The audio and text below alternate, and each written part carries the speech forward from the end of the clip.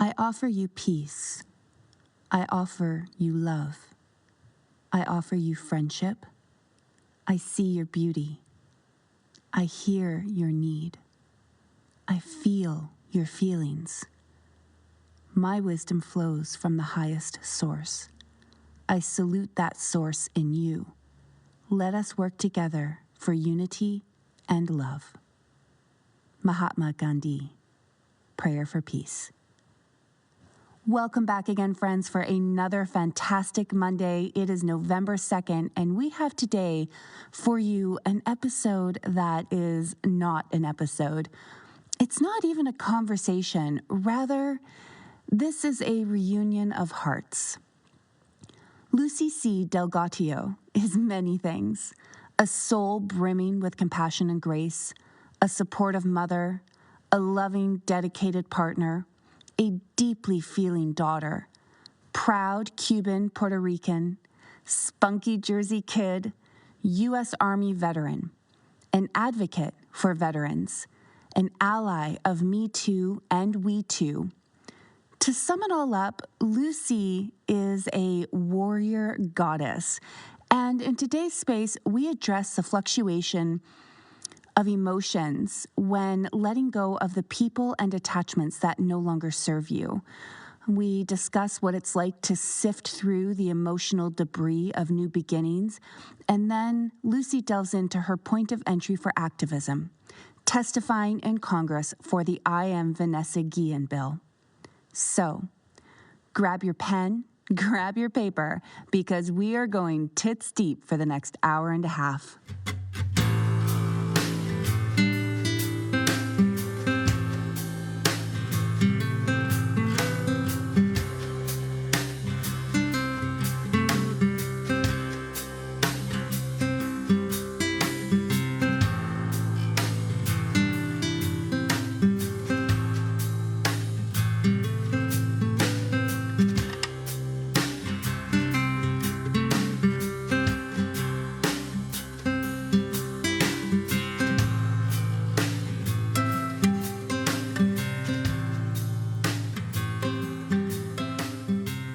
Lucy.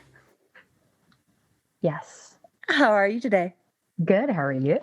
I'm awesome. I am so honored and just so excited to have you here on the podcast today. Thank you. I'm incredibly honored and incredibly humbled by this experience. So thank you so much. I know that I say this a lot, but it's just, I just never know where to start, because I'm like, we were just having a conversation 5 minutes ago and not even 5 minutes ago, 2 seconds ago, before we hit record, we've been talking for like an hour. I know. So it's like, dang it. Should we go back and like rehash some of the conversation we were having, or should we blaze ahead and let people try to figure out where we're at and catch up? No, let's just let it flow. I mean, honestly, some of the most endearing conversations that I've had in the last few weeks have been with you, and they've been so thought-provoking. They've been so like those, oh my God, like, yes, that aha type of moments. So let's just proceed, and then Major now will decide if he wants to chime in too. So I apologize if you hear him next to me. Okay, lady, you're not paying attention to me, so let's do it. You know what, actually, that's great, because you know what, I will have to, if you're okay with it, I will have to share with our listeners on my show notes page on the website the picture you just sent me of your puppy. Absolutely. Yes, he's an internet star, so you could definitely do it. So that's okay. You guys, she just sent me a picture of her dog, and he is rocking the leopard print, and he looks like a, what did you call it? Wasn't a Playboy star? Well, play dog.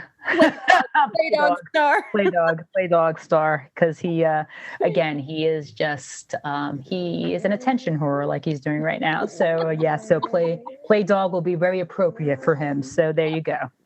Oh my God, I love it so much because you, like myself, I'm obsessed with my dog Time, and I noticed right off the bat that your dog had a very similar head shape to my own, and so I was like, oh, the minute that we're gonna have to take them out to play, it's gonna be so exciting. So yeah, puppy lovers over here can't get enough of our puppies. So. Oh, wow. There's so much to discuss. There's so much to get going here, especially if this is the first time that anybody's been hearing you speak, which you guys, so the first time that I ever heard her name, read her name, it was actually at the Survivors Agenda. And I heard you speak, and Lucy, it was just instant soul recognition. Like I feel like I have loved you since before I've ever met you. And I feel just this friendship that's just blossomed between us. And yeah, so I just feel like we could go on in this conversation forever and ever already. So I just want to. I feel the same way. I remember getting that first I am from you, and that it was like I went into your Instagram, and I was like, okay, this is like a kindred spirit. So I definitely felt the same way. So there you go. Boom, we did it. It was like, and we did it. We had that first conversation, and it was just like, oh my God, I love you. Yes, absolutely. You know, it's very, again, building relationships as adults is very difficult. You know, when you're a child, you are unguarded, you're not jaded, and you could develop a friendship in a way that's very special. But as an adult, we have all those barriers. We have those moments of like, what is this where's the expectation? And it's instantly like, okay, what do you expect from me? I think sometimes we do that, but sometimes when we meet someone, like, there's that instant click, like, wow, we are like-minded, we feel the same way about certain things, and we could express certain things without, let's use the word judgment, and you could feel that instant connection. And I think that's so special when you are an adult, and especially in this space that we are both in, that is, for the empowerment of women. I think it's so important to be that way. Well, I love that you brought that up, because that really kind of brings us back to one of the conversations we were having before we hit record, which is we were talking about judgment and friendships, and how, that sometimes when you're entering into the space with somebody new, or you run into, a roadblock with a friend, a lot of that centers around judgment, but that fear of judgment, right? Like, not knowing if you can unpack the things that are going on in your life, and then maybe not meaning to, but, sometimes either projecting and or feeding this narrative that you have going on in your mind, which is really, I was saying, boils back down to self-rejection. Like that fear of judgment is really, that's you judging yourself. And then that's that self-abandonment, I feel, Oh, absolutely. Right? Absolutely. Because again, you have these conversations. I mean, I've had a multitude of conversations the last some odd days, more so than I've ever had in the past. And some of them are either very incredibly deep, or some of them have been incredibly shallow. You could tell what direction a person is driving in some conversations, but then you have those conversations with people that you're like, okay, like, where's this conversation going to go? And you start noticing the insecurities, that it's conveying within yourself, or B, the insecurities of the person that they're trying to kind of throw to you. And again, we were having this conversation before we hit record, because lately I've been struggling with one friend in my life who I feel they are trying to convey this like persona to me that they are somewhat more powerful than me, but yet they are making me feel incredibly insecure about myself. Mm. And it's like, are they doing it because they don't want to admit that we are on a level playing field, or I'm slightly more secure than they are, and they want to try to bring me down to either the playing field or below them?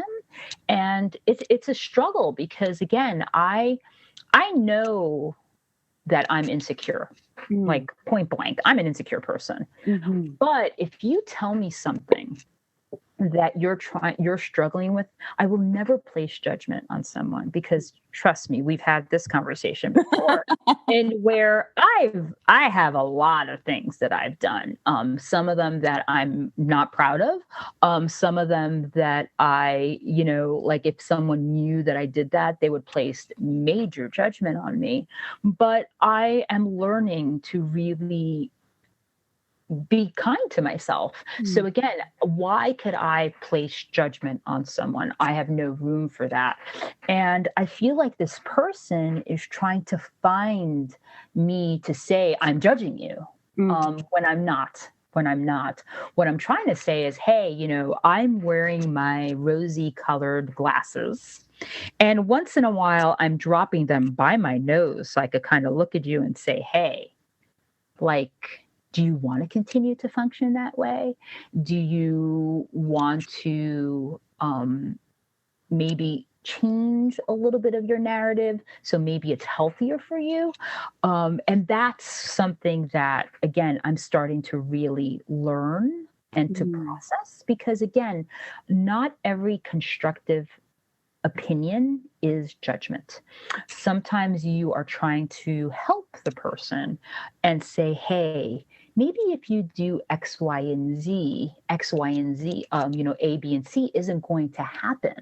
And again, I think a lot of people just take it as, well, you're being a judgmental bitch. You know what I mean? And that's not what I'm trying to be. What I'm trying to be is actually like, hey, this has happened to me before. I'm trying to help you, and I'm not trying to be judgmental. And again, don't bring out my insecurities just to make you feel better about yourself. So yeah, Well, definitely. I love that you brought that up, because I have experienced, so, it's this pattern recognition, I think, that we need to engage in within ourselves. And if Mhm. we, you know, and it's so funny because it's like the more times that we experience something, right, the faster we are to recognize where, where things are shifting to that make bring us into a feeling of discomfort, right? Mhm. And so, like, it's so funny. And there's so many different ways that these kinds of friendships can go. But I've Yeah. noticed for myself, there's been two um 2 points of a friendship, even if it's with a family member, and not necessarily, a friend, but like a family member, a loved one, um, that these places can go to. And I found that if if we're feeling that judgment from somebody else, right? I feel as though there's two different things that we can, or three different things that we can really do, which is, we need to recognize, what is this person showing me? Like, if I'm feeling judgment from this person, what is it that they're showing me about myself? Like, have I self-abandoned? Have I, am I self-rejecting? Do I have some action or some quality about myself that I am, unsure of, or uncomfortable Mhm. with, or not proud of? And do I need to do some deeper reflecting here? And then I found, more recently, like the most recent up to date one I've experienced is with my own family member. And that is that, when I experience the tone of voice, a judgment from this person, and Mhm. I'm able to recognize it as the judgment, what I've also Um, discovered with recognizing that they are judging me is going, oh, wait, I'm not meeting their expectation any longer, because their expectation for me is lower. It's a lower standard than the expectation that I am now meeting for myself. And the reason why they are, flashing these gigantic red flags is because for so long, in an effort to earn their love and earn their respect, I was I was meeting the expectation that they set for me, which was below standard. It was subpar because it was an expectation that allowed them to feel comfortable with their treatment of me, right? Exactly. It's like, Yeah. when do you, and now I'm going to get all potty mouth on you. That's okay. This is I'm not going to get all New Jersey on you You're gonna get now. excited. It's awesome. It's like that moment of, when do you decide you're going to unfuck yourself? Right? Okay. I love Because this person is just perpetually fucking you, Mm-hmm. in a sense that they are trying to dim your shine. Mm. And they are completely saying, you know what? I'm not going to let you shine. Yeah. I'm going to keep you in this state. And when do you say, okay, I'm going to put on my big girl panties and I'm going to just fucking unfuck myself from this relationship and show them that I am better than what you think I am?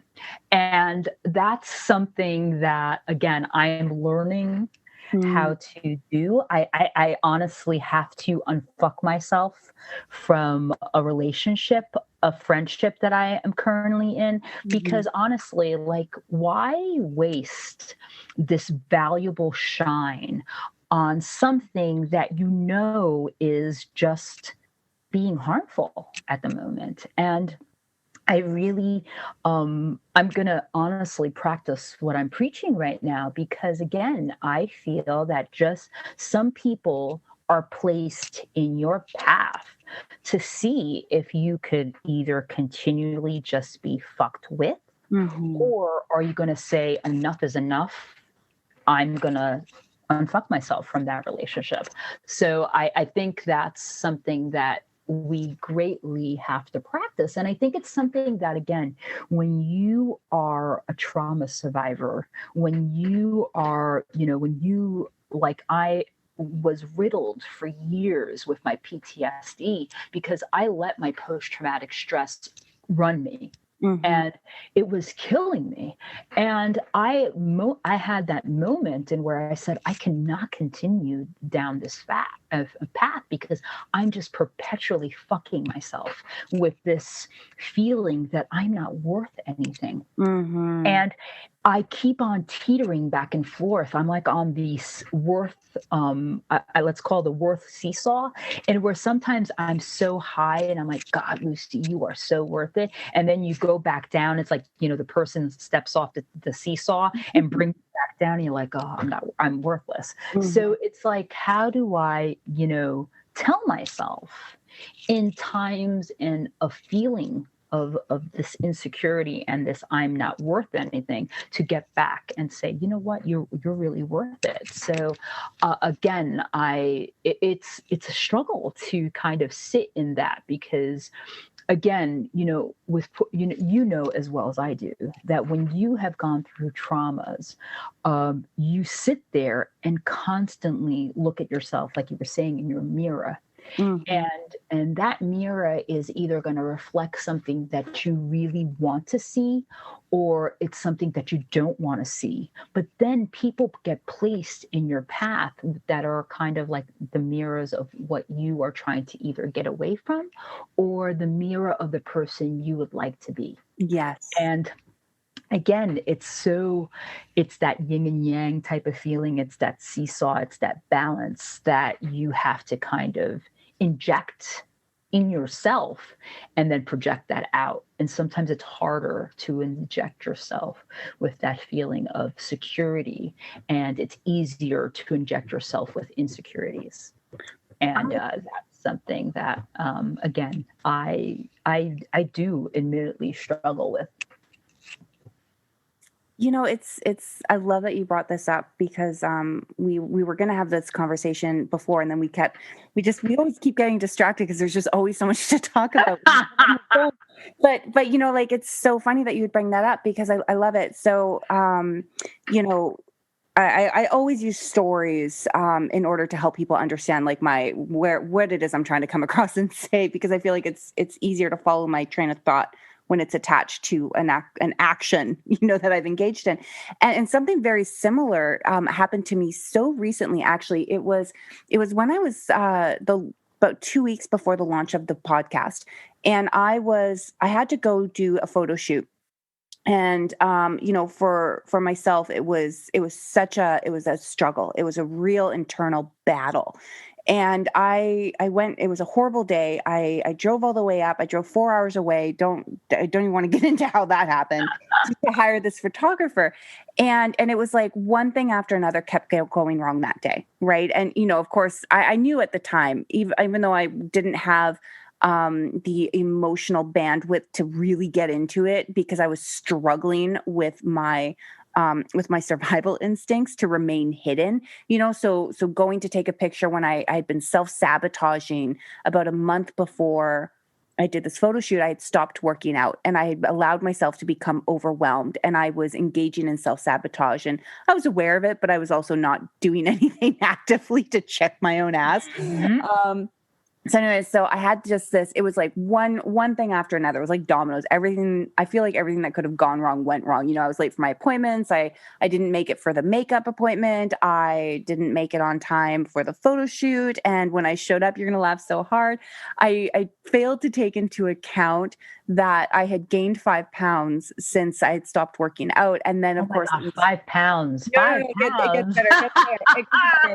And then, of course, it was that time of the month for me, because I had failed to set up the photo shoot at a proper time because it had been left to last minute. So I was actually rocking another like 8 pounds in water weight. And so I'm rocking like 15 pounds, and I show up and I put on my jeans. I had to get naked in a park to put on these jeans. There was no mirror around. My hair's not done. My makeup, like 20 minutes of makeup, and my belly's hanging over like a trucker's. And I'm just like, it's like the end of the world for me. Anyways, so I promised myself, I said, listen, you can have a really good cry when you're done. We'll honor all the fears and everything that you've brought into this photo shoot, because your survival instincts are saying, keep quiet, do not step out there, do not do this podcast. Like everything in me screaming, don't do it. But anyway, so I tell myself I'm going to have a good cry.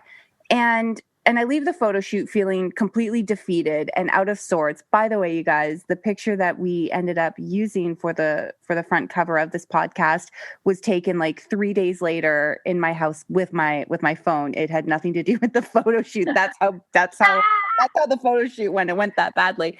But I call one of my friends, and I'm driving back to another town, but an hour away from where the photo shoot was. And I'm relaying the story to her. And I've told her straight up, I said, this person just attacked me. And I said, but to be fair, I said, like, I was so flustered, I did forget to tell her, so I owned that I had not forewarned the makeup person that I had my service dog with me. And this person, proceeded to launch into this 10-minute tirade about how I had, about how I always bring my dog with me, and how that can be considered ignorant and unfair. And like, how dare I expect people to just accept my dog if they're going to accept me, and blah, blah, blah, blah. And I listened to this tirade for about 10 minutes, and I had been crying for like 45 already. Right. So I listened to this, and I'm getting madder and madder and madder, but I didn't say anything to this person about it. And then finally I said, clearly you missed the first start of this conversation, where I already owned up to the fact that I had failed to mention I had my service dog with me. I said, so I'm going to hang up the phone with you right now, because I am getting exceedingly like angry, and I'm going to be vicious in a minute, and I can be an unpleasant person when provoked. And so we hang up the phone, and then it dawns on me, oh my goodness, how dare this person have spent like 10 solid minutes saying that I was ignorant, and how dare I bring my dog with me everywhere, and all these things. And I thought, fuck you. Like straight up, I was like, yes, you. Oh my God. How dare you? How dare you? But here's the point of the conversation, which is to say that after I got really angry and I went off a little bit, I actually stopped and I went, wait a minute.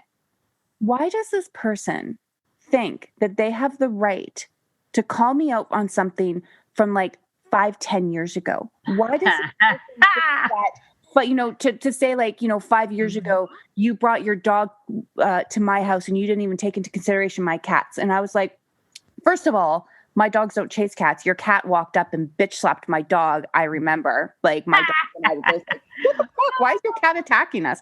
But then I had to ask myself, I'm like, oh my gosh, why does this person think that they have the right to say something to me and to almost kind of verbally attack me? And then I realized, 5-10 years ago, when I didn't have the tools that I do now, when I didn't have the emotional awareness that I do now, I was really in a place of distrust, as in I didn't trust myself, because even though I knew, I didn't trust my own emotional reactions to people. And this is somebody who, they were medicated. They were on medication.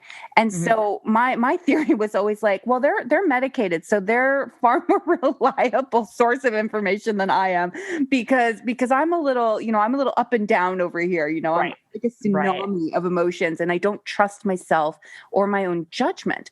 And so I handed this person in my life all this power, right? I gave them this power, and I said, tell me what's right or wrong, because I can't tell the difference right now. And I can't tell if I'm overreacting or underreacting, because I'm emotionally numb. And then when I do come to, it tends to be explosive, because I tend to bottle things up until I can't take them any longer. And so this person, 10 years later, when I call them with a problem, they turn around and they proceed to scold me, like it was 10 years prior to this. And I went, this issue that we're having in our friendship, it's because I've outgrown it. We've gone different ways. And this person no longer knows, she doesn't know the person that I am now, or the person that I have become. And I have given her this power. And so when I called her, it was like that old friendship snapped back into effect, that old energy, Right? Yes. Yeah. It's amazing how you could give people power.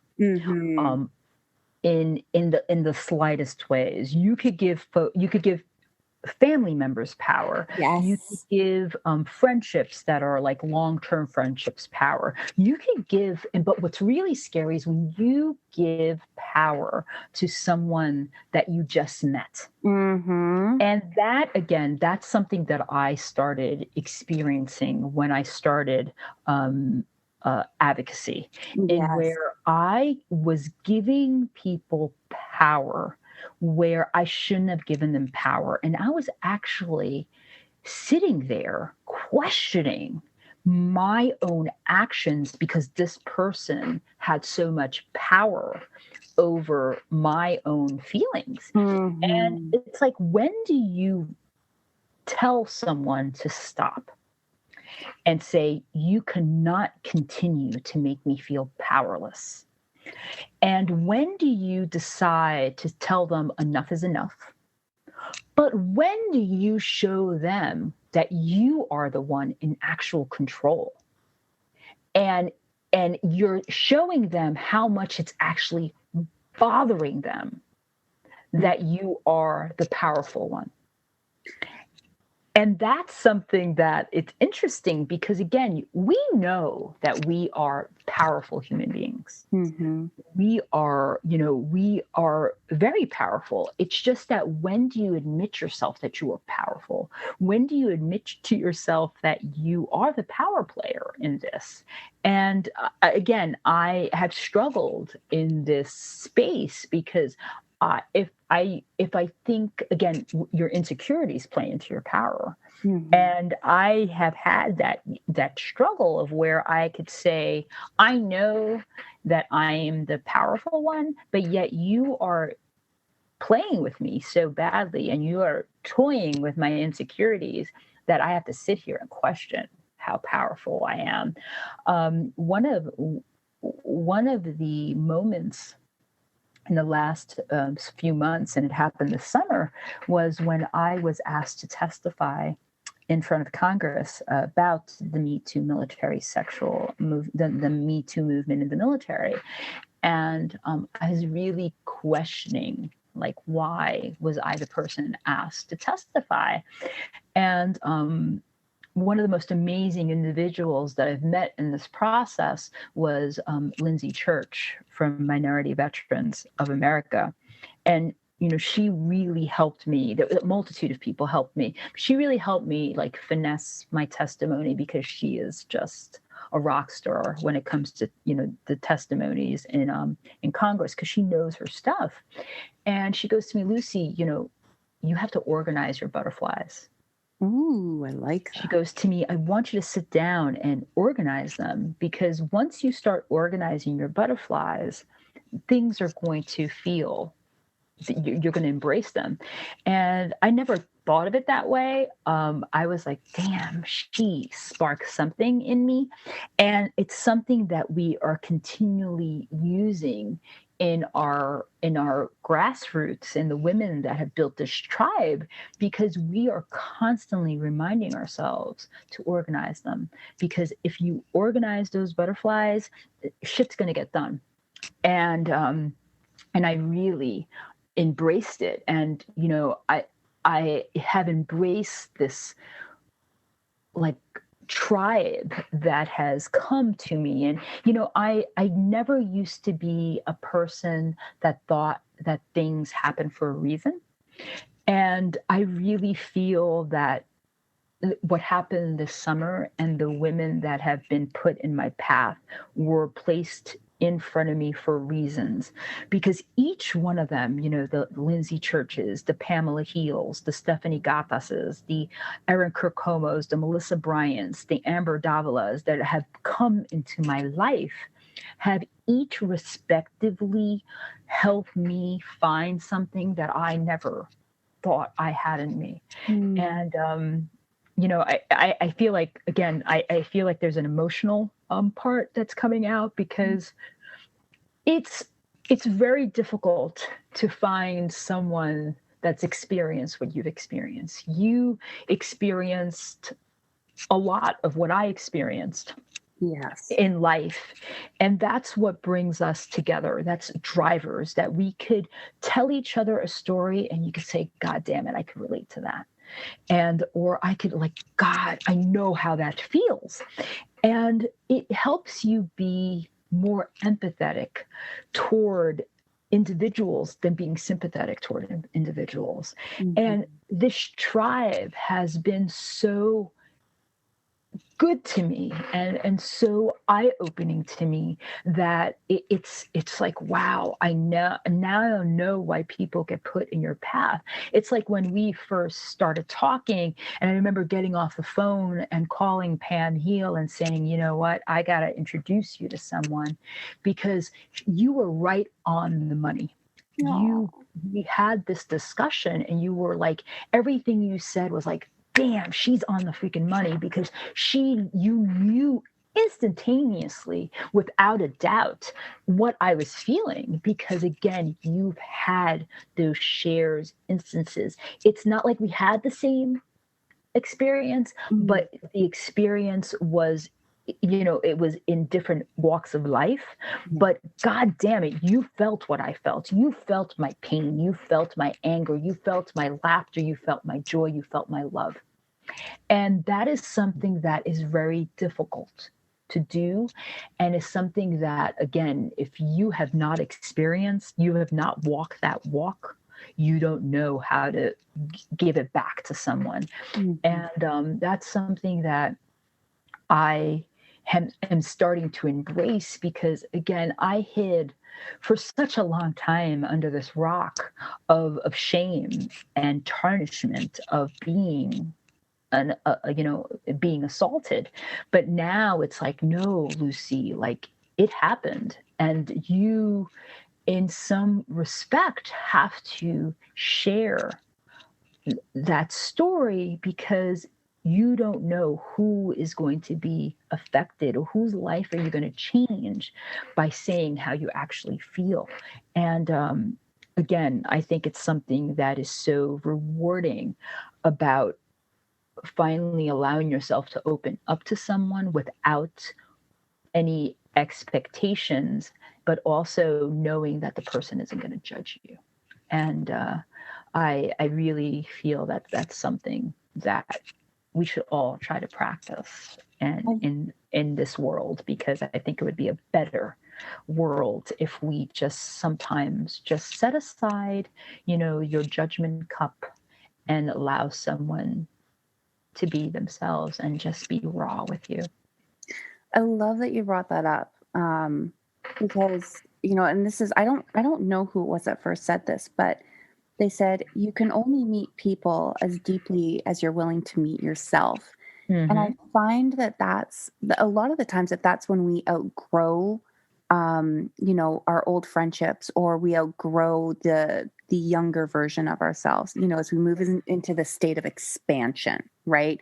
And like one of my sayings is that, the human soul is love. It's pure love, but it's love in a constant state of expansion. And I feel like we have to have these experiences, these shared experiences, in order to move outwards, in order to meet one another, in order to, recognize that we are all one, right? And I feel like, a lot of the friendships that I myself no longer engage in, it's because, those people, they're beautiful, they're remarkable human beings, but we're just no longer seeing eye to eye. And I feel like that's been probably one of like the greatest things that came about for myself, especially like when meeting you, is it's going, oh my gosh, like here I am standing in front of this person, Lucy, who is just this incredible, multifaceted, layered, extraordinary human being. And she's reflecting back to me, all of these things that I'm just in awe of about her. And it's like, oh, wait a minute. Oh, if I can recognize that these are all qualities within her that I'm so in admiration of, then those are qualities that I too, can start to work with, or try to, try to meet up with and stuff. And so I feel like that's what our friendship is, it's like when we say goodbye to the old patterns that are no longer serving us within friendships, or even family relationships, or patterns or habits that have kept us safe and protected. And when we allow ourselves to move into this state of possibility, right? We then open up this door and we allow people to come into our lives, that will enrich us, right? Totally. That will, just help us to become the people that we all want to be, right? And let me tell you, that's what this was about. Yeah. Oh, and totally. 2020 has been just a major mind fuck in a sense, because so many things have been happening, but it's also been, I think, a test of different relationships, because you started seeing how actually judgmental and people are. Yes. But also, I found out what people really actually are, because you saw them portray themselves in social media, like, saying things, and you're like, my God, is that what that person's really all about? Like, my God, did they just say that?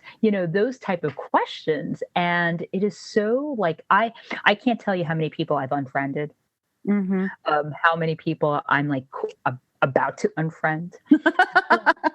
But also what I found was a small pocket of people that necessarily don't feel the same way I feel about what's going on right now. But we were able to be adult enough to kind of say to each other, you know what, let's just not discuss these issues. Yeah. And I'm okay with not discussing those issues with you, because I could discuss other issues with you. And I think that's incredibly adult of being that way, that you could, again, accept that me and you are not like-minded in certain respects, but we are like-minded enough to be friends for each other and be there for each other when we need each other the most. And again, this is where balance is such an important role in your life, because if you don't maintain that balance in life, if you don't maintain that balance within yourself, I don't feel that you can be functional. Like, remember before we turned on record, I told you, like, last week, I struggled to actually get up to run. Like, I was having a hard time. Like, I did my yoga, but I didn't do my outdoor running. And I was really struggling to actually get outdoor. And then finally Sunday, I was like, a Saturday night, I told my husband, I'm like, I am going to get up and I'm going to run. And he's like, okay, you've been saying that all week. Haven't done it yet, Lucy. So are you going to do it? And I got up and, my alarm went off and I put my 2 feet on the ground. I put my hands on my lap like I always do. I looked up at my ceiling. I have 2 skylights in my bedroom. And I looked up at the sky and didn't see any rain. And I said, you know what? I'm going to get up. And I got up, I got dressed. There was this beautiful chill in the air. And I did my 4-mile run. And I was like, okay, Lucy, you got your groove. And it was like very empowering to me that I fulfilled my own self-gratification of getting out there and doing something that has been very cathartic for me and very instrumental in my self-healing practice. And I was like, I did it. And then, yesterday, Mother Earth hasn't been friendly with weather, so I couldn't get out and do my run. But this morning, I was able to do my treadmill and my bike. But this morning, I got up and did my yoga. I did my meditation, and because again, medication used to be such a part of my life, and I've let go of that part of my life, and being more kind to myself in other practices has been just a multitude of better for me. But I have to practice that self-care. I have to practice that self-reflection. I have to practice that self-love. And again, if I don't do that, there's something in there. But a few weeks ago, me and you had this really deep conversation, and I mean, it was deep. And I was in the process of writing myself a love letter. Remember that conversation? Yes, I do. And you said something to me that really drove, like it kind of like just resonated me. And you reminded me about how we make other people feel when we're with them. I remember you saying, when I'm with the person, I make them feel of what they want to feel, and they're not allowed to feel. Like, you are giving them that moment and where they could actually be who they really want to be. And that really stuck with me. And I remember telling you, like, stop, I need to write that down because it's, again, you don't look at yourself in the mirror and think you are making some sort of change in someone's life. You don't look at yourself in the mirror and think, my God, like, I'm either a good or I'm a negative in someone's life. And I think that's something that we don't do within our own selves. Like, we don't look ourselves in the mirror and say, are we doing good for ourselves? Yeah. And I think, again, that's something that I am learning to do, like looking straight on and saying, Lucy, is your purpose in good intention for yourself?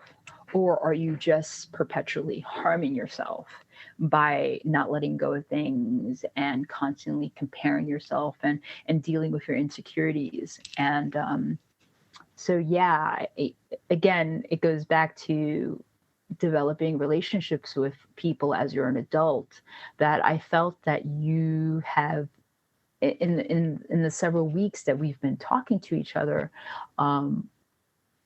I think we've given each other this lens of perspective, and we've been taking a look at each other a little bit different within our own selves. So, bravo for getting that out of me, because again, I really do struggle with major insecurities, and people look at me and they're like, Lucy, you're not insecure. I'm like, God damn, ma'am, I am insecure. You have no idea. And yeah, so every insecurity in me at times is either incredibly heightened or I struggle, I battle. But again, I really am trying to be my best self. Do you ever think that that the insecurities stem from a lack of self-trust? Oh, totally. God, do I not trust myself sometimes?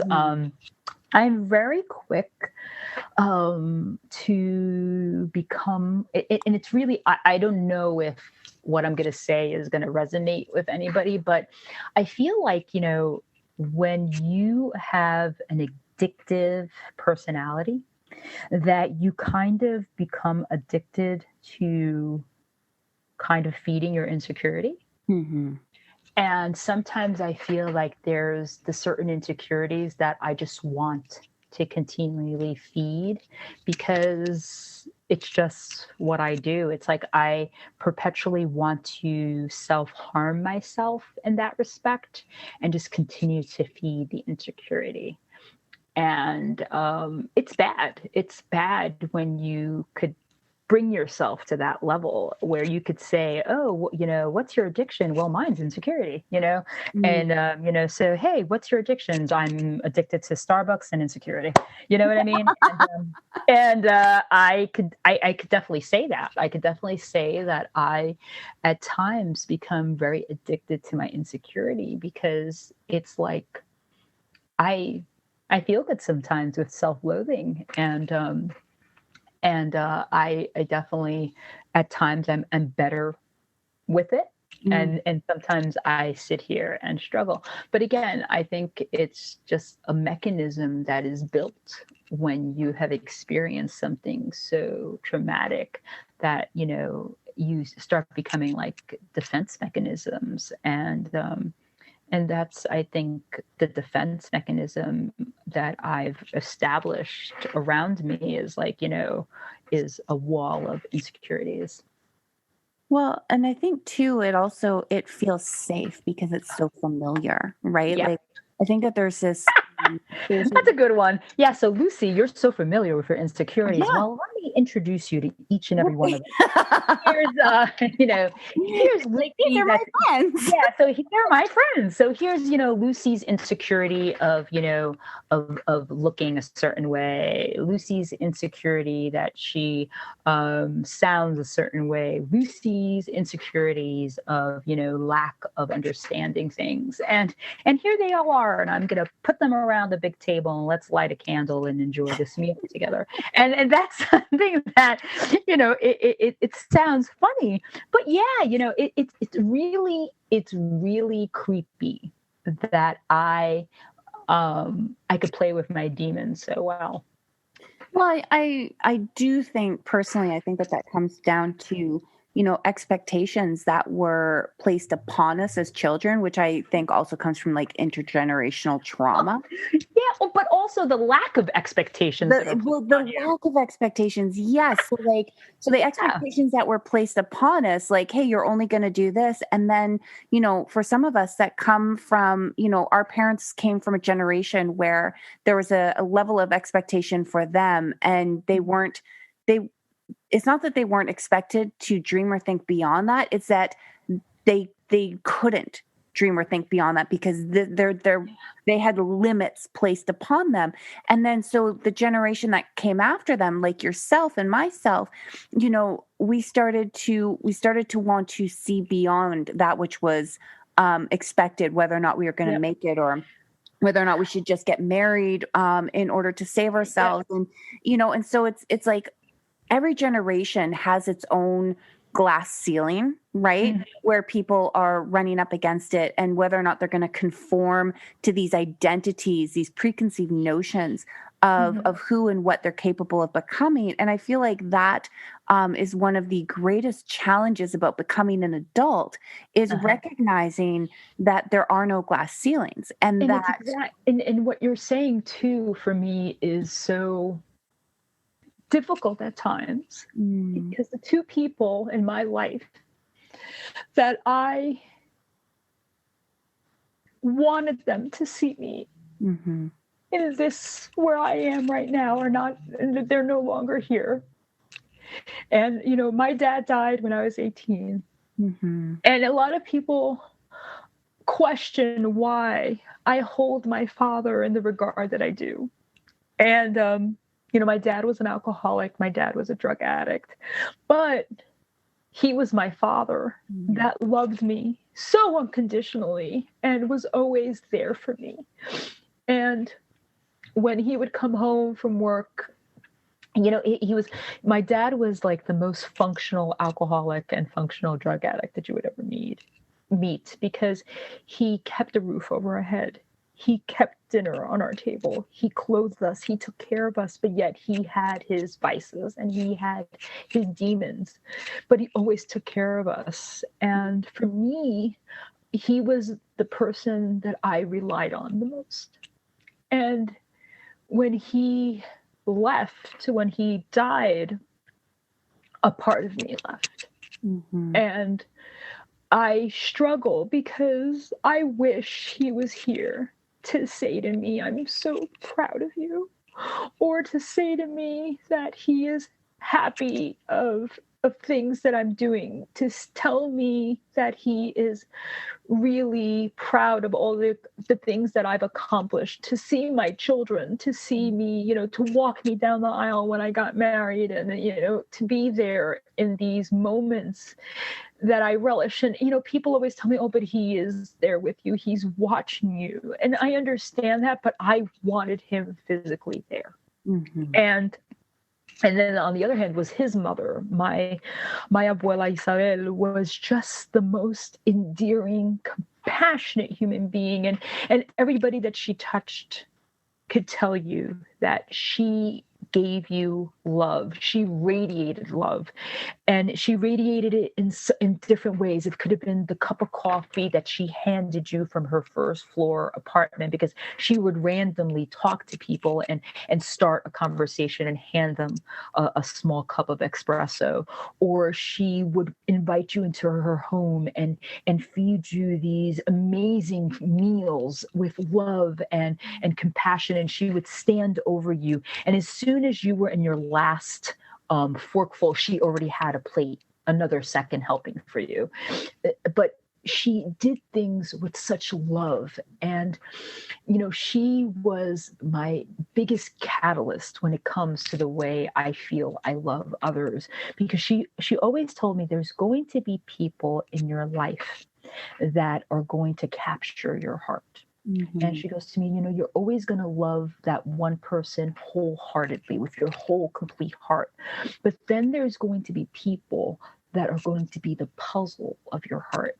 And she goes to me, and those, you will know when those people are they're all intersected to you, connected to you. And I remember her, we would have these really amazing conversations, and she would teach me how to cook and to make these amazing meals that I still love to make. And I feel like me in the kitchen is one of the most lovable people you could see, because I know that I'm making someone a meal that potentially will be embraced with love. But those are the two people that I wish were still here to surround me and to be there for me, to hold my hand. And I, again, those are things that I miss and want. And I kind of like, again, like you always say daddy issues, but I look for those aspects in people. So I don't want to say replace them, but at least I could feel that energy again, feel that kinetic, that want, and feed that need. And I think that's something that I, again, brings out my insecurities, because I think that I potentially could find that in someone, and then they magically just, they definitely could, smoke and mirror me into feeling that way. Mm-hmm. No, I really, really resonate with everything that you just said. I have very similar experience with my own father, and I agree. Like, that's one of the biggest regrets, is not knowing them as they were when we were children, or when I was a child, as the person that I am now. And not being able to have that conversation, and looking back and seeing so much of yourself in them, and then wanting to have that that relationship, or that love, or just that feeling of completeness, right? Because it's like you're missing that other half of you, that part of you that created so many of the wonderful qualities that you yourself possess, and then not having somebody to share that with, because that person is no longer with you. Mm-hmm. I feel like, Yeah. definitely. I go to, my grandmother and my father are buried together. And I go Mother's Day, I go Father's Day, I go for their birthdays, and then I go for the day that my father passed away. My dad passed away on New Year's Eve, and it was 30 years ago. So I always think to myself, like, why do I constantly do this to myself and go there? But every time I go, I think of something different. I think about a different memory with him. I think about a different time in my life that I was just, even though there was so much pain sometimes, I was just a happier person at times. And, I bring, like, my dad loved, like, daisies and sunflowers. So I always bring a daisy or a sunflower with me, and, I spruce up, his area if it's like weeds and stuff like that. And usually either, all my children come, or, one of my children comes, my spouse comes. I call my spouse, my husband, my spouse, affectionately. And, but then they all kind of always give me that moment, and they walk away, and I sit there and just reflect on everything that, the qualities of him that I see in me. And again, it's difficult for me, because if you talk to my siblings, they don't feel at all this way that I feel about him, but I do. And I again, for me, I feel that I became the person that I became because of those two individuals, because I saw how they loved others, and they, and their behaviors and their characters and their character flaws too. Because my grandmother, again, she took care of everybody else, and she never took care of herself. And she was a diabetic, and she was insulin dependent. And I would watch her sometimes forget to take her insulin, because she was so involved in taking care of everybody else, and she wasn't taking care of herself. And I would ask her, like, Abuela, did you take, oh, no, I could do it later. And I'm like, no, you got to do it now. Like, I could see your color changing. I could see you functionally not moving as well as you should. And, she was like, I always say she was like an angel on this earth. And she walked such a beautiful path. And I think, again, there's not one person that you asked that didn't meet my grandmother that would say she didn't spark something in them of kindness and love. And she's just a special human being. And I hope that I could be half the woman that she was. Is that and I don't want to jump the track here, but no. I'm just curious, is that when you decided to enter into the US Army? Yes. Yeah. So when my dad died, my dad was my grandmother's only child. So that was just I watched my grandmother change. I watched her, because again, here's her only child and he's riddled with issues. I mean, riddled with issues, my dad. And she was there with him every step of the way. At times she was an enabler.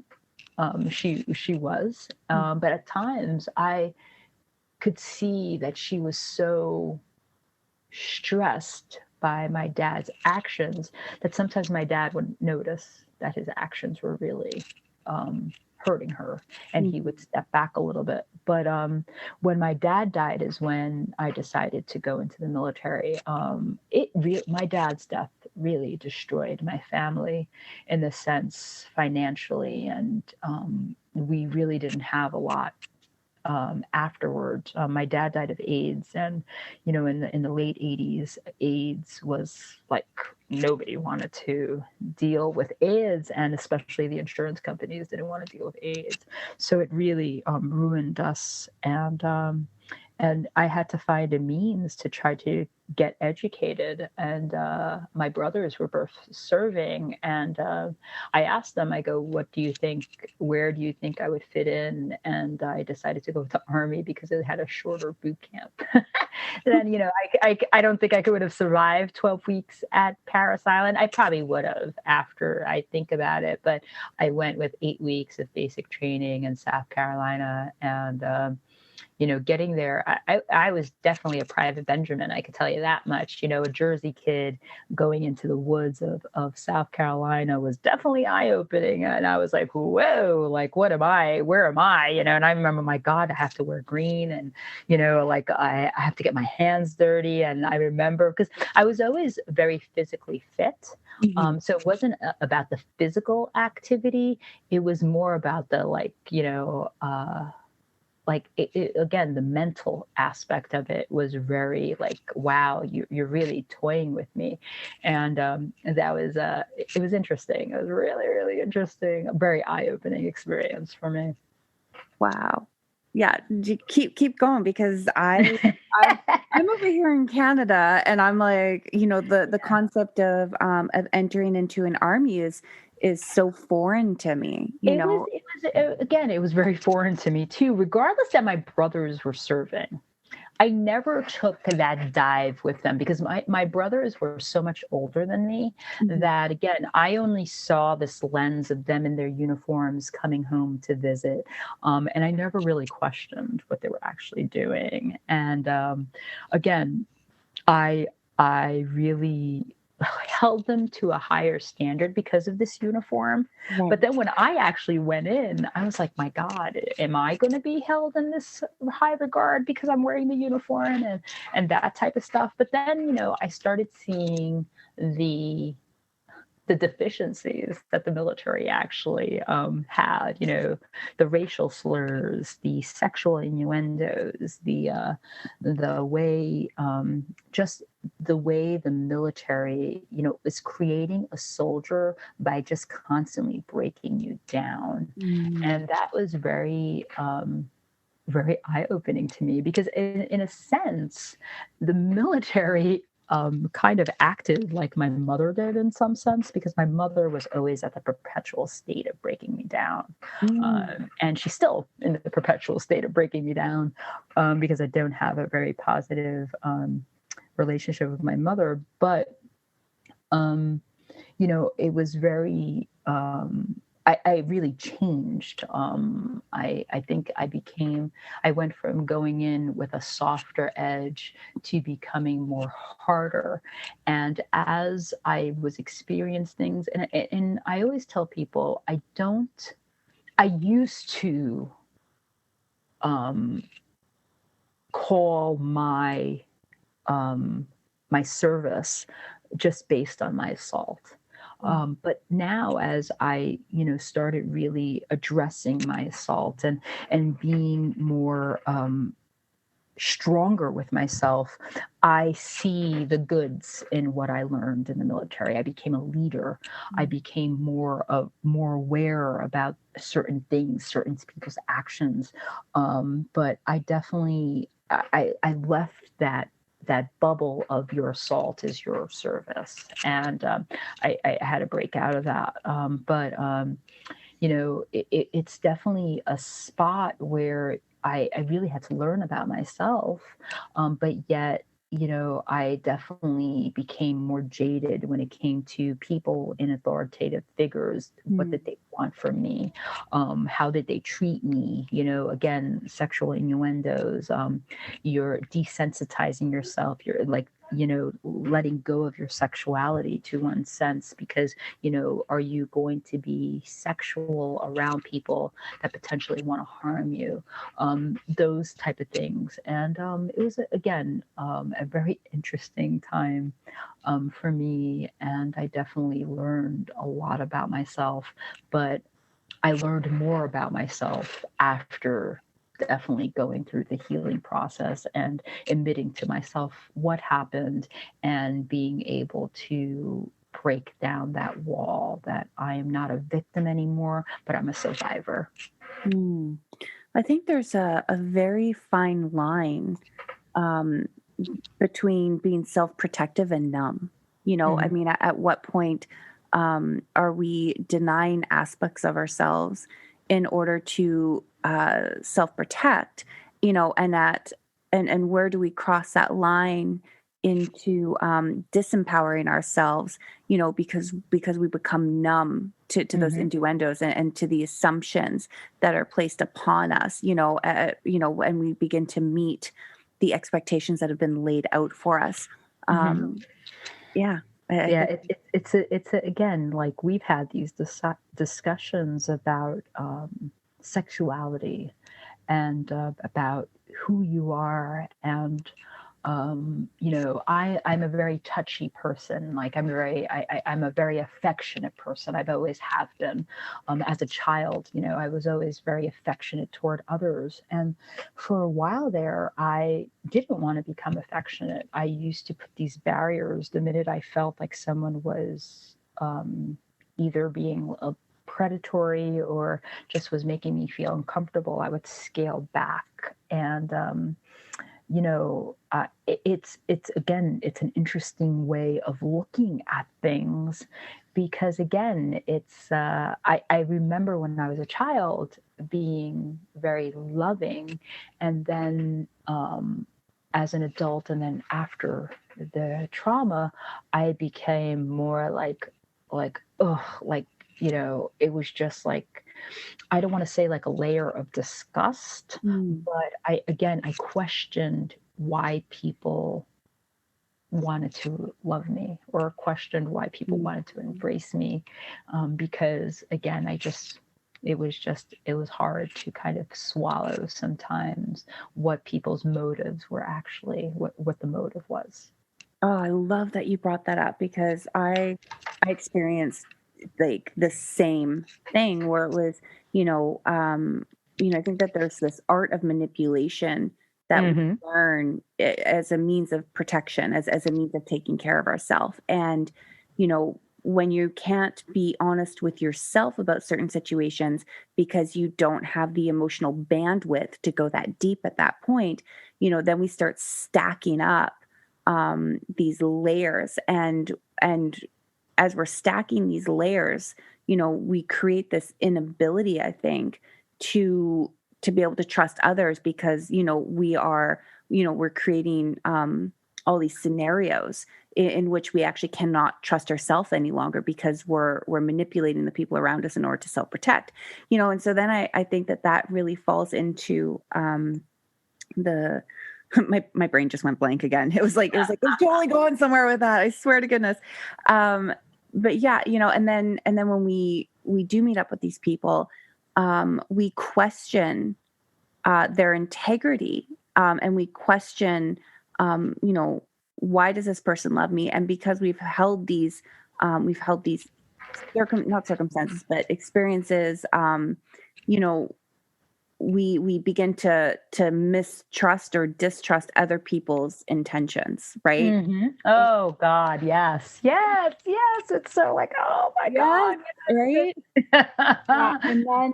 And then we start to align ourselves. Or at least I did. I aligned myself with people that I knew I couldn't trust because I'd be like, listen, I know I can't trust you, and I can trust that. you know, and so it became this thing where I was like, where I'm like, yeah, you saying you love me, and I'm going to agree, and I'm going to smile at you and be like, yeah, sure, you love me, but you don't love me for the reason that you think that you do, and I can trust that. Or on the other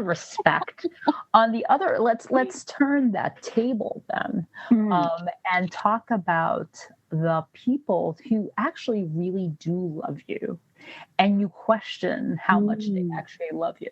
Well, and you question that because you don't feel lovable because of all the things that we've done. And it's like, no, if you knew the real me, if you really knew the things that I have done in my life out of survival, you know, could you love me? Would you love me? Or you kind of play the game of like, okay, you say you love me, but you are not doing X, Y, and Z. Oh yeah, let me tell you, me and my spouse love that one. You know, God bless my spouse. He is the most patient human being on the planet. First of all, he's married to me. And he's been married to me for a long time. And, but my daughter is the one that always calls me out on my shit when she sees me behaving that way toward him. She's like, Mom, you can't do that shit to him. Like, you got to stop it, Mom. And she calls me out, and she's like my husband's biggest advocate. She's like the spouse advocate, I call her, because she always advocates for him. Like, Mom, you're doing that again. Like, don't do that to him. Like, and I'm like, dude, and we just had this conversation yesterday. I was like, just, why are you protecting him? Like, why are you defending him? She's like, because he's right, and you are being you're being you. And it's funny because she always calls me out on that shit when it comes to, she knows that I'm like, oh, Mom is gonna do that card again, where she's gonna question why he's not loving her enough. And it's like, why do I do that? Like, I know he loves me. You know what I mean? Because he, goddamn, has been one of the most miraculous human beings to me, because he's always there. He'll always listen. He always is able to have these incredible conversations with me. And one thing I feel is so important in any relationship, whether it be a friendship, whether it be a romantic relationship, whether it be a marriage, is conversation. Able to have a conversation with someone, regardless of how painful the conversation might go, that you could actually have it with them, and have it with them in a way that either you're going to come out full of pain, or you're going to come out full of love, or you're going to come out full of understanding. But I could sit down with this man who, again, really has been, I mean, he's seen me go through so many reincarnations, and he's still here, and he still could have that conversation with me. And we always try to make it a point to have time every day to have a conversation.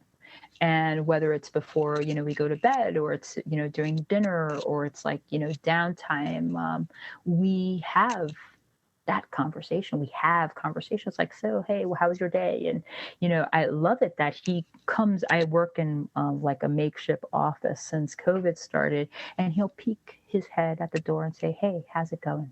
Oh. And I'm like, it's going good. It's going fine. And I do the same thing. I walk down the stairs, get my cup of coffee. He's sitting at his desk, and because he's always worked from home, and I feel like I've been interrupting his space. All of us have been interrupting his space since COVID hit. And I'll go up to his desk, and I'll go, hey, are you okay? How's it going today? And we do that to each other, because I can't tell you how many people I know that they don't get asked that question at all, even by the person they think loves them the most. And I love asking people, hey, how's it going? How you doing?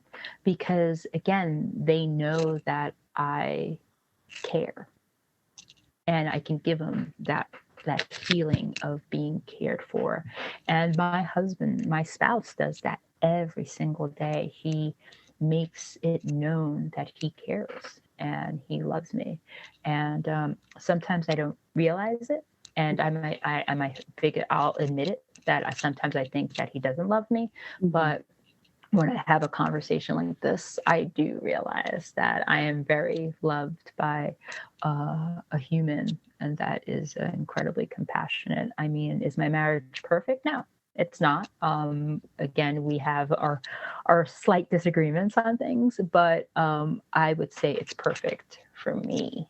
And I'm very happy with it saying that it's our kind of perfect, and I definitely embrace that very, very much, because again, I was away from my house a lot this summer, and doing things that I don't think a lot of men wouldn't be able to withstand, but like, dude, he really really did a lot that again, I will always be grateful for.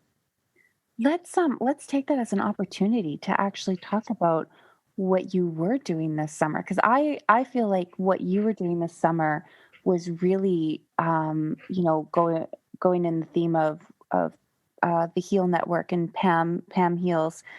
It was a love letter to yourself, and that love letter to yourself.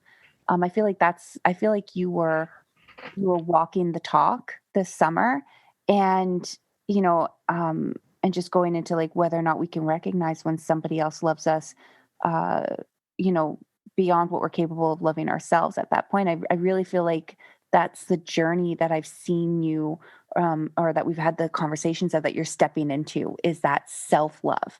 Mhm. So can you tell everybody a little bit about what you were up to this summer, because it So just this, so this summer, so I've always identified myself as an advocate for veterans. In New Jersey, my space was always in the advocacy of VA healthcare, because again, women don't get the healthcare they deserve in the VA system, and veteran homelessness, because again, the word veteran and homeless should not ever be put in the same sentence, but it does happen.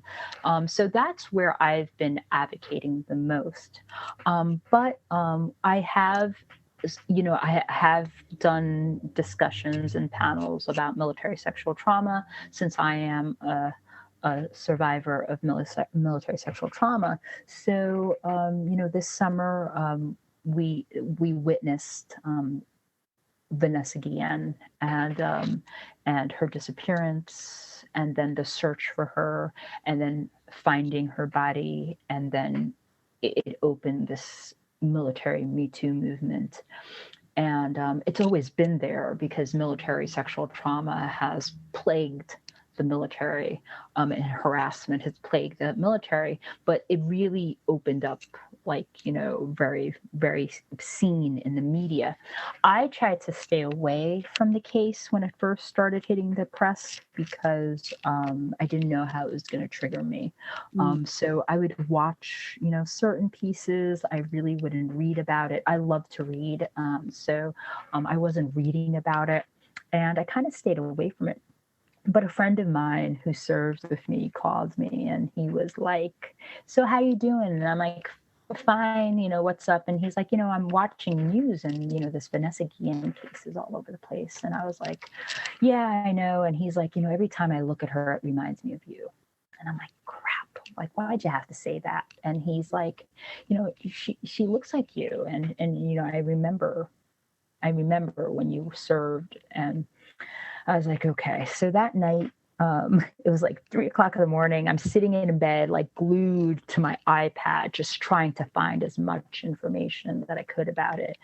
And I actually woke up my husband, because that's how bright my iPad was in bed. And he's like, "What are you doing?" He's like, "Go to bed." And I'm like, "I'm just trying to catch up on this case." And that was the first day that I posted something about the Vanessa Guillen case on my social media. And then they found, July 1st, they found her remains. And then I got a call from a friend who, she's an advocate, very strong advocate in the New York space. And she goes, "Hey, would you like to jump on this call? A whole bunch of women veterans are going to get together, and we're going to jump on a Zoom call to kind of check on each other and see, how we could help each other. So I said, sure. And again, I was in a very small pocket of advocacy.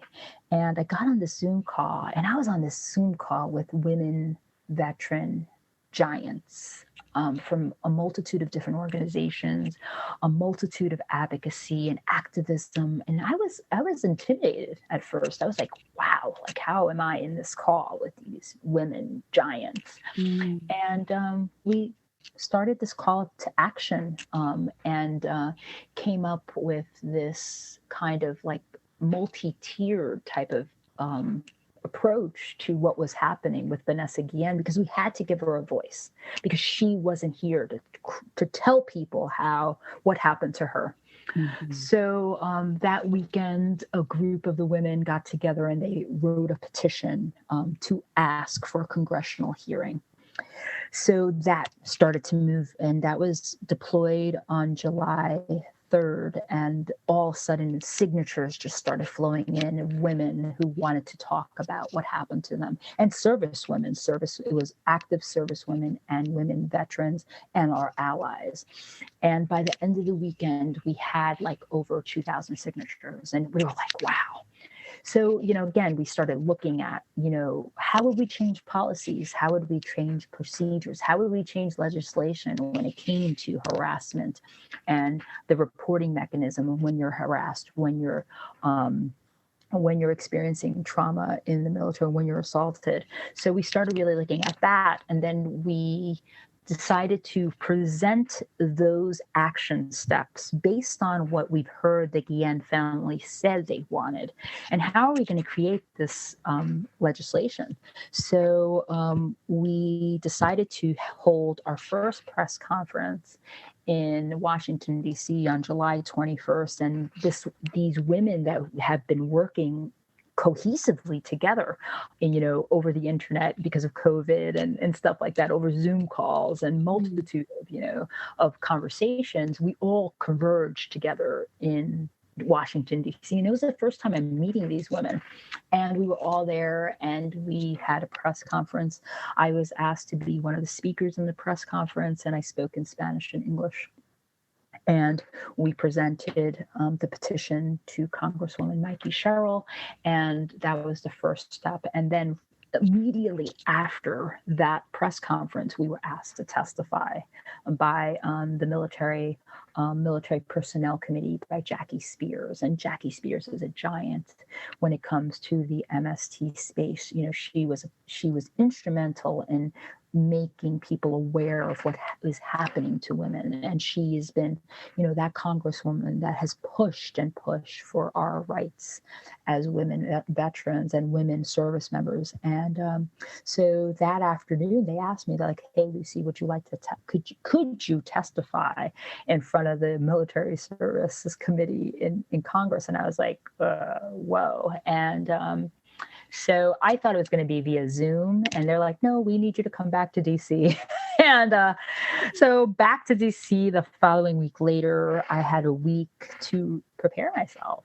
And again, to see if I'm really going to be able to do this. Lindsay Church told me to organize my butterflies, and, a team of women, Diane Dennis, Melissa Bryant, Lindsay Church, others, were helping me. They were just coaching me and really giving me this confidence. They took me out of my cocoon, and I testified. And that was just, oh my God, just a day of days that again, every single emotion flowed through me, and the phone calls and the I'm proud of yous, and the like, Lucy, you've got this. And it was really a really incredible step. And then I did that. And then the following day was the Vanessa Guillen March in Washington, D.C. So we participated in that. And we witnessed, this historic event. And then, after the hearing, getting the legislation written, calling people, making sure that they're going to pass it and they're going to introduce it. And then we get the call that on September 16th, which is kind of weird because September 16th is my birthday, back to DC. and doing the introduction with a slew of Congress people with us to introduce the I Am Vanessa Guillen Act of 2020. And what was really special for me is that my daughter joined me, and she came with me to stand there and to witness this historic moment. And I have 4 kids. I have 3 sons and I have a daughter, and I try to capture moments that she could go back and when I'm not on this earth anymore and say, your grandmother did this. And I remember after we did the press conference and, all the multitude and giants spoke about what is taking place, and it finished and my daughter hugged me. And that probably was one of the most powerful hugs my daughter ever gave me. And she whispered in my ear, she goes, "Mom, I'm so proud of you." And for every proud that I always wanted to hear, that was the one that I will hear forever. That was like, that one's etched in my heart, hearing my daughter say to me how proud she was of me. And it was just a moment. But now, and then after that, we had a legacy march in San Antonio with the Pink Berets and minority vets. And we went to San Antonio and we honored her, Vanessa Guillen, for her birthday. And now after that San Antonio, the grassroots, the women, we decided to take a deep breath for ourselves and practice some self-care. But it doesn't mean that we're still not doing things.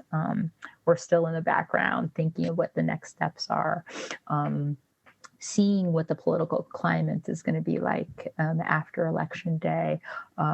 And we're still there for each other. There's a group of us that continue to talk and to really embrace each other and to love each other. Because I have to say, it's a dynamic group of women that have been so inspiring and so energizing to me. And we either talk every day or we text and we chat, but we're there to support each other. We are there to lean on each other, and that's something that I really appreciate. But that's what my summer looked like. And on top of that, being mom and being, spouse and being mom and, mom, hey, what's for dinner? Hey, mom, what are you going to bake today? Mom, what are you going to make? Empanadas, when are you going to do this? And it's mom became something that she knew she had inside her. And it was really a very emotional and cathartic experience for me to do all that I did this summer with these amazing women, because it was it was all of us. We really did a lot. That is just so awe-inspiring. Thank you for sharing that with us. And one of the things I was going to ask, because it was such a monumental, life-changing summer for you. Obviously, there had to have been a lot of extremes emotionally and physiologically. What are some of the action steps that you took to help keep yourself balanced? A lot of breathing. I always, and I was always reminding myself to breathe, and I got constant reminders from others to breathe. A lot of meditation. Boy, did I meditate and really go into myself. I kept on my regimen of running. We've talked about that. I let go of meds 3 years ago. I have not taken any type of meds for my PTSD since April of 2017. And again, if I was Lucy on medications, it would have been like, oh, feeling a stressor, let me pop a Klonopin, make me feel better. But it was, Lucy, how are you? Lucy, you're feeling down. Take a step back and reflect. or make that phone call and ask the person, hey, I need to lean in because I'm feeling a certain way.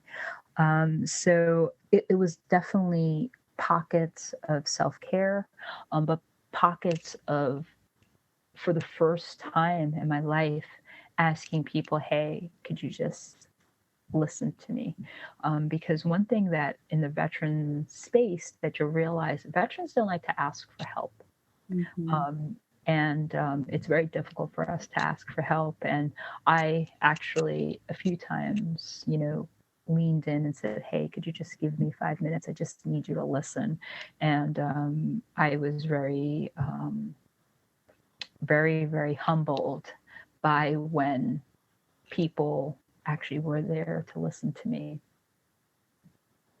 Oh, I love it. I love that you are just really moving with so much grace through. Oh, and I love the way you say that. That is just right now. You definitely said a word that has been a mantra. Melissa Bryant is a giant in this space. She testified with me. You want to talk about a woman knowing policy the way she does is just amazing. And I was very, very honored and blessed. So when I was testifying, it was Melissa Bryant and I on the table. Lindsay Church was behind us, and she was kind of like, she was there to help us in any way if we needed that extra information or someone questioned us, and they would get the data. Melissa Bryant always, always reminds us how graceful we are, to walk, how to practice that grace.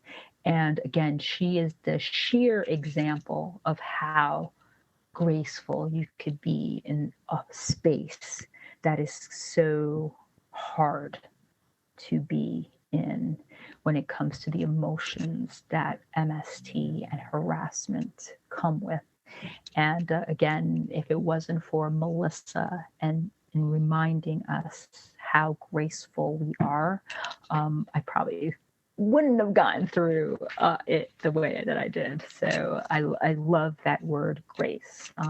I'm very infused with music. I love music. I listen to music all the time, all day. I wake up, my yin is filled with music. My runs are filled with music. And one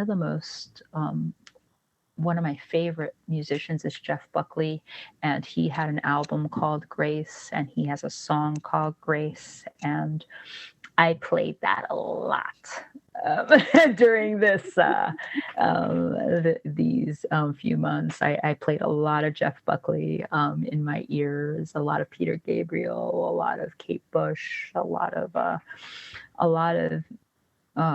music that surrounded me, a lot of John Coltrane Ascensions, and a lot of music around me, because again, music is that survival sometimes, because it's the only person that you could call when you are feeling a certain way. And it was definitely something. So that word grace is a very powerful word.